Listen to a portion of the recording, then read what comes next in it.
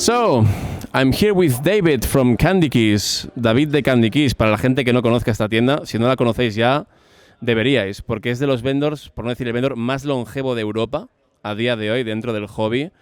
The longest lived vendor within Europe, I would say, for our hobby, and proudly so. Depends if you consider UK as Europe or not. Well, fair enough. So, how you doing, David? Yeah. How you like the event? Tell me things. So, pretty good so far. I'm surviving on 4 hours of sleep, and I've made my journey here in the morning, and it's been great, honestly. I've never been, to this part of Spain, actually, so it's been great so far. The people have been treating me very well.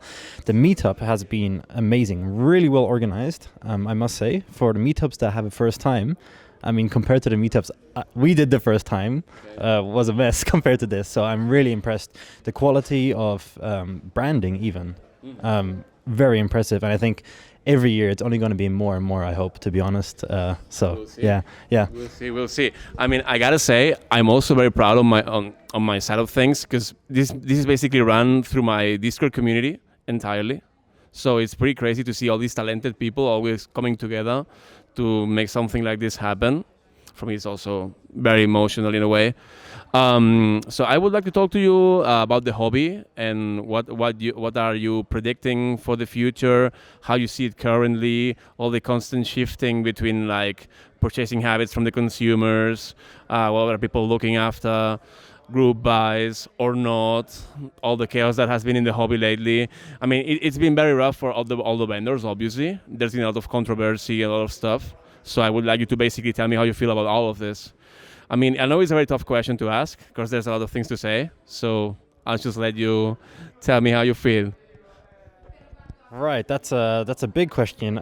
So being here since 2016, it was an interesting time because a lot of the businesses were made around community members and their passion, which is really awesome because everyone had the ability to get to products which no other store would ever offer.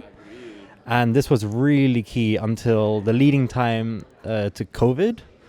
COVID then exploded. Everyone sat at home. Everyone had disposable income for keyboards, which is, really good. And a lot more community members took a shot at making a business around it. And some businesses are still around today. Some are not, sadly. And I think in the future, it's going to be more and more important that these vendors focus on business being a business. Community is a really big part, but it's become more and more evident and clear that there's a perfect balance between the two. And it's going to be really key in the future, especially now where there is a lot of controversy around group buys and the safety of them. There's going to be some decisions to be made among these vendors individually that will probably path and lead the way in terms of availability in the community, which I find really important. I mean, I myself, we've been doing a transition for the past 2 years, leaving the group buy and the whole kind of like insecure product palette behind, because it's been clear that the community is growing in a way that it's become more of a mainstream hobby. And the companies around it, to survive in the long term, have to become mainstream companies that are read and led in a mainstream way. And I think it's ironic because it's always the balance between business and community. But I think each so far as I see it, in Europe, I'm not sure about the rest of the world so much, everyone has their own little niche way of running their business, and there's no right or wrong for now. I mean, nothing can be told at this point, and every vendor has their own little specific niche which they provide. And I'm a big fan of in-stock. I believe that's the future. It's obviously difficult because the demand as a community is not necessarily there, so one has to reach out and go more into mainstream, as I've said, and sustain the business. But in terms of the hobby, I think that it's only there to grow. And as it stands, there's a lot of availability in Europe. There's a lot of small stores out there. And they're doing their own little thing. And I think as long as this keeps up and everyone keeps believing in the fact that availability in most ways is the right way, as I think most vendors are transitioning to this business model. I think it's here to stay, to be honest. And the hobby is being more and more supported by the other regions in the world to do in stock, which is really good. And I'm really happy to see that, because without them, I think the European demand is not enough to carry most of the products that we all like. It's exactly. There's so much support coming from the rest of the world. South Korea, to mention, is crazy, right? It's America is also a really big whale market in terms of that, and I think as long as this keeps up and there's a lot of partnerships and corporations and the vendors doing the right thing, what they think is the right thing, then I think we're only here to stay, honestly. Hopefully, so yes. Thank you very much. So, like you were saying, customers these days are also becoming more like demanding from vendors as well. Obviously, like you said, lead times. For example, group buys, I got scammed myself. We all remember our friend Noxery, right? So, cheers to him, by the way. So, like I was saying, there have been these new habits from consumers, like them demanding less lead time, having things in stock. I also think it's very crucial these days, because we're all used to the immediate way of things. Like, for example, you buy something from Amazon or whatever, and you get it in no time. Also, like all these consumers get used to this in a way, and then when they purchase something else, it has happened to me as well, they demand speed, like they want it now. And that's something that sometimes it cannot be done, because in the end, it's a niche hobby, as it is. I mean, it's growing a lot, but it's still a niche hobby. Many people don't know about this. And they also have to realize that special products take time to get produced, because it's not something you find easy. And I remember that I bought stuff from you like long time ago when I was starting in the hobby as well. And the way things have changed since then, if you think about it, it's a crazy roller coaster. Like, it's been absolutely madness. What do you think? Yeah, so funny. I mean, yeah, Amazon is a tough one to compete with. I think it's safe to say any normal e-commerce business that operates in a normal way ships within a few days, and that should be expected. As again, it's most of these niche stores are community members still doing this on their side as the side of their main job. Obviously. So it's very hard to expect so much. Yes, there is more vendors becoming bigger and bigger, and there's more and more expectations of delivery. As you said, the manufacturing part, that's, as I'm saying, the in-stock part is important.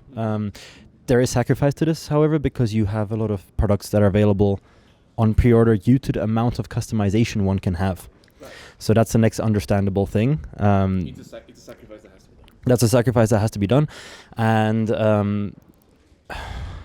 I don't think we will see any niche or even mainstream keyboard vendors becoming Amazon Lightning Speed shippers. It's not going to happen, so that's not an expectation we can have. But I think it's safe to say that all vendors that I know provide support above and beyond, and the understanding of the topic, which I think also differentiates a big mainstream electronics store or Amazon compared to these vendors. And that's also really key, because keyboards are really complex. Indeed. Many people don't understand them, funny enough. Absolutely not. And and I think as a vendor, it's becoming more of a job to also sell the thing. Obviously. And also you have to assess the customer, obviously.